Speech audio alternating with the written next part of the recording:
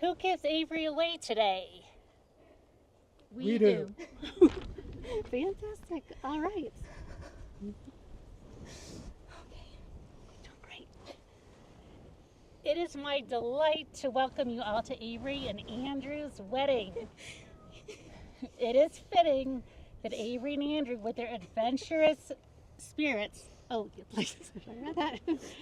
have chosen this special place for the ceremony with its rich history and inspiring backdrop. It is also fitting that it is the summer solstice.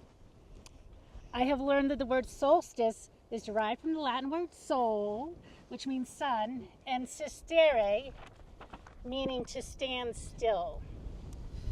So in this special place, when the sun appears to stand still, I invite you to pocket your cell phones for the ceremony. Thanks. Let us be still for a moment in gratitude for those who are with us today in spirit and for those who have come before us in this space, and to consider that in this moment we too become part of its amazing history.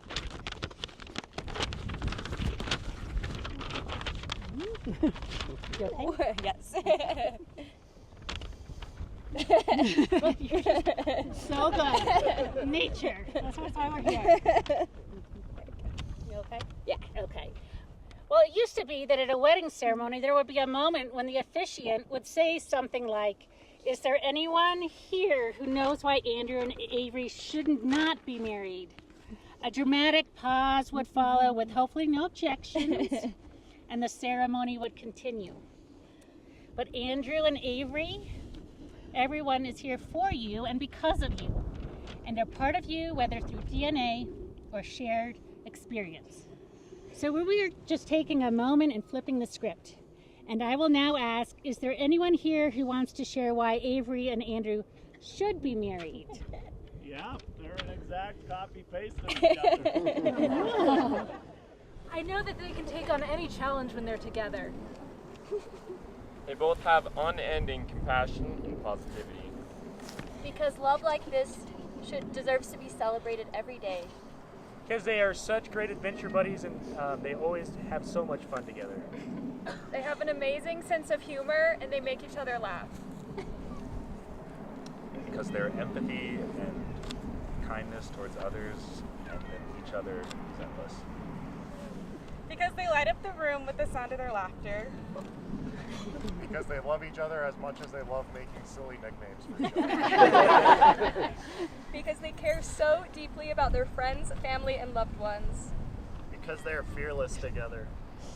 Because they are two amazing individuals who perfectly complement each other. Because of the love and care they have for each other and their pets. Because they bring each other so much joy. Because they bring out the absolute best in each other. Because of all the light and joy they bring to their loved ones. Fantastic. Thank you, everybody.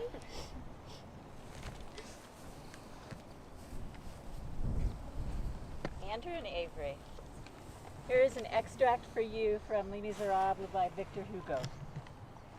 You can give without loving, but you can never love without giving.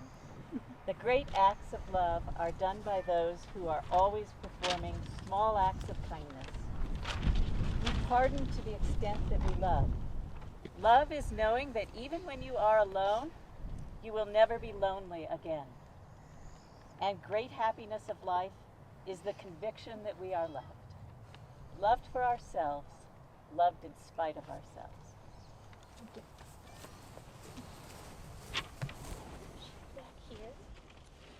All right. Avery and Andrew, I just want to take a few minutes now to share some thoughts on the adventure that is marriage. And to let you know that with all my heart, I believe you are equipped with the skills, brains, hearts, and creativity to make the most of this partnership. Given this amazing backdrop that you've chosen today and your affinity for outdoor thrills, I thought we could draw some nice parallels between partnering for life and hiking a mountain. When you are setting off to climb Mount Elbert, you take care when checking your gear and packing your backpack.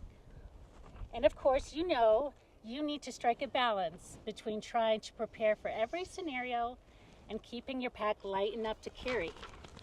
The same can be said for your metaphorical marriage backpack. Here are some thoughts on what to bring and what you can leave behind, lest it weigh you down. Let's start with things that you can leave out of your backpack. There's no need to bring earphones. You will need ears wide open so you can listen to one another and be aware and appreciative of your surroundings. You can also leave out fancy gadgets that monitor your progress. Your life together is right in front of you, and your experience is unique to you. No thing can tell you how you should feel or if your relationship is on track. And lastly, as all hikers know, don't bring new shoes that have never been worn. And by new shoes, I mean new expectations of one another. In marriage, you have lovingly accepted each other just as you are. And now some ideas of what to bring in your marriage backpack. All prepared hikers know the importance of a first aid kit. In a marriage, a first aid kit might be your community that you are both so good at developing and loving. You will need them, and they will need you at some point in your marriage. Remember to bring snacks and water. In a marriage, this fuel can look like all sorts of things, whatever sustains you. For you two, it could be time with cats, a lot of time with cats, time on the open road, or working on home projects. But just keep in mind who and what fuels you as individuals and as a couple, because you will need to re-energize from time to time. You should pack in layers. Like the adage, there's no bad weather, just bad gear. The same can be true of whatever life brings your way. If you layer with compassion, you will be able to manage people and circumstances that truly are just passing weather. I also encourage you to layer yourself in curiosity. I think some circumstances that seem trying at the time, in fact, have valuable purpose and will set you on a new, exciting path. Consider packing pencil and paper. At first I thought, oh, you will need to pack a map. But in reality, it is you who will create the map as you go. So use this marriage pencil and paper to record your adventure, write scribbles in the margins, and take time to reflect on everywhere you've been and all that you've learned as a couple. Lastly, I recommend a compass. Although you'll be creating your own map, you will need a compass, shared values, and principles that you agree upon. These will keep you moving towards your true north. People who have loved you have offered up these as examples. Your relationship comes first. Others' expectations are secondary. Honor your relationship regularly and celebrate milestones. Make a decision to love your spouse every day. Choose your battles. Small losses are big wins. Laugh together, not at one another. I know, toughie. Just a suggestion. Traveling the world together as much as possible. Your lives and your marriage will be enriched. So those are just some great examples, but it's up to you to come up with your own compass. Okay, so your marriage backpack is organized and you are ready to go. You may feel a little nervous, and that's great. Like embarking on some epic climb, it's best to proceed with humility and respect for the mountain. Remember that this is a lifelong adventure and there's no rewards for speed. And if you get tired, learn to rest, not to quit. Find that rock to rest upon and together admire the view. You will meet some people along the way, some who will walk with you for a bit, others, like the folks here, for a lifetime. Some folks may be concerned only with their journey, and that is okay. Their compass is taking them elsewhere, and it's best to just let them pass. From time to time, you may get a little irritant in your shoe, like a pebble. I'm just saying, maybe. I suggest stopping and letting your partner know about the pebble. Talk about how to avoid getting pebbles in your shoes in the future, and throw the pebble away. Do not put the pebble back in your shoe. Collecting marriage pebbles just gets heavy and uncomfortable. In literal hiking, I know you've come to appreciate that some of the most challenging climbs are the most rewarding. So lend a hand to one another when you come upon a big boulder. It might mean finding a new path around the boulder together. That is the beautiful mystery of marriage. I know we've heard time and again the quote from Avery's great-great-great-grand-something, Ralph Waldo Emerson, it's totally true, that it's a journey, not the destination, but it is true in marriage. But over time, you will transition from story maker to storyteller. And I hope that when you look back on the map you've drawn together, you hear laughter, taste tears, remember the views, and feel amazement and love for one another and all those who love you. I love you both. And now, in anticipation of formalizing Andrew's and Avery's commitment to one another, they are going to light the unity candle.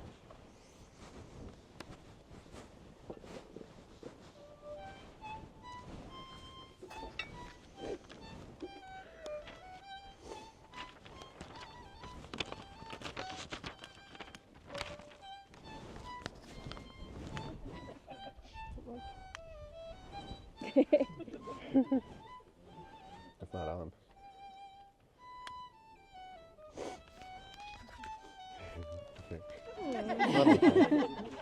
Aves, you might want to just light the candle itself. Okay. Here, go like Okay. this. There you go.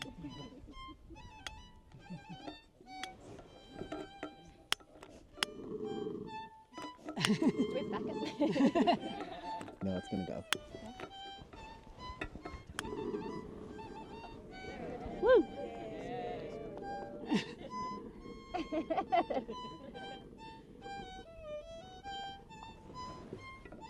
I think you're doing great.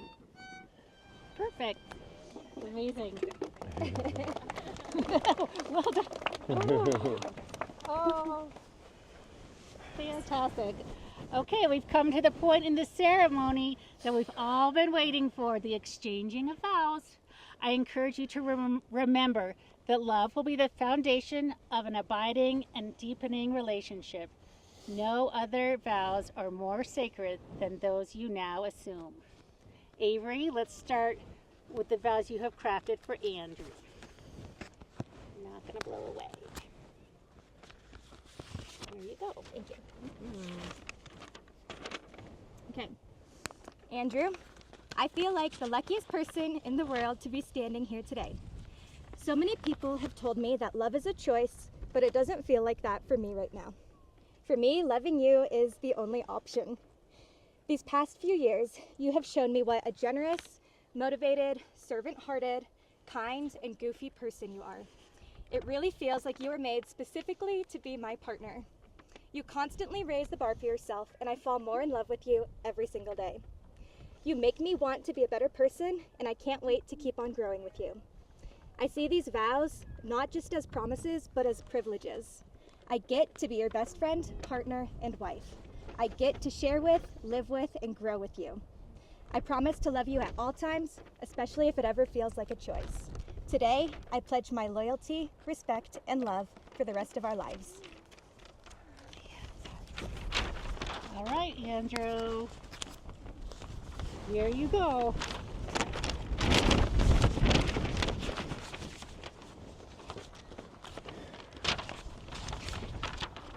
My lovely Avery, Bay, and Pi, I'm so happy to be standing here with you, ready to sign up for the rest of our lives together. You never cease to amaze me with your kindness and your wit and your amazing and fun attitude about everything. Being with you is so easy, and I never get tired of hanging out and adventuring with you.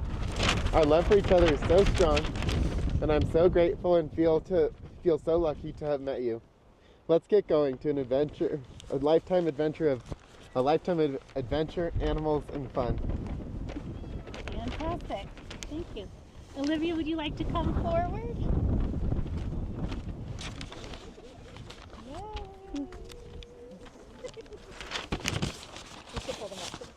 Both of them?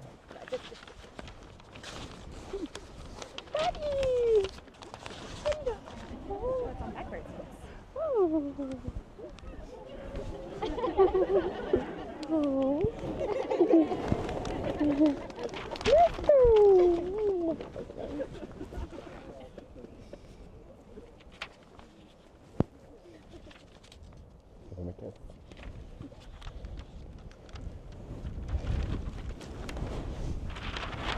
Daddy! Good job. Bye-bye, Nana. All right, you have the right. Okay, you okay? All right. You will now exchange rings. Okay, you're doing great. As a symbol of love. Oh, I love your enthusiasm. And commitment to each other. They mark the beginning of your adventure together. Okay, Avery, please place the ring on Andrew's left hand ring finger and repeat after me. Nailed it. Okay. As a sign of my love. As a sign of my love. That I have chosen you. That I've chosen you. Above all else. Above all else. With this ring I thee wed. With this ring I thee wed. Yeah. Okay, Andrew. Did you want to put that on Avery's left hand ring finger and repeat after me? As a sign of my love. As a sign of my love. That I have chosen you. That I have chosen you. Above all else. Above all else. With this ring. With this ring. Oh, yeah, with this ring. I thee wed. With this ring I thee wed. Perfect. All right. So I just want to close with a blessing to you both. When you look back on your life together, may you say, Avery, all my life I was a bride married to amazement. And Andrew, I was the groom taking the world into my arms. And as a representative for all who love you, Avery and Andrew, it is my honor and delight to pronounce you husband and wife. Avery, you may kiss the groom.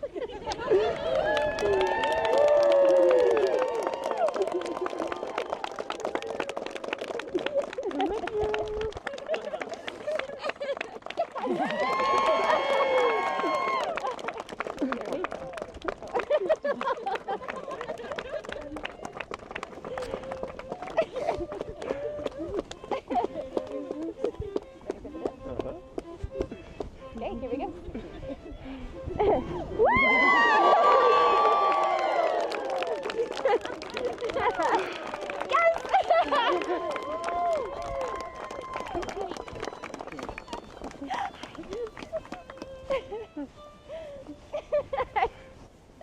I love you.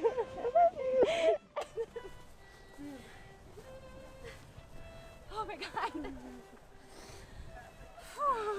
You look amazing. Oh, you look pretty. Look at everyone. I'm so happy. We did it!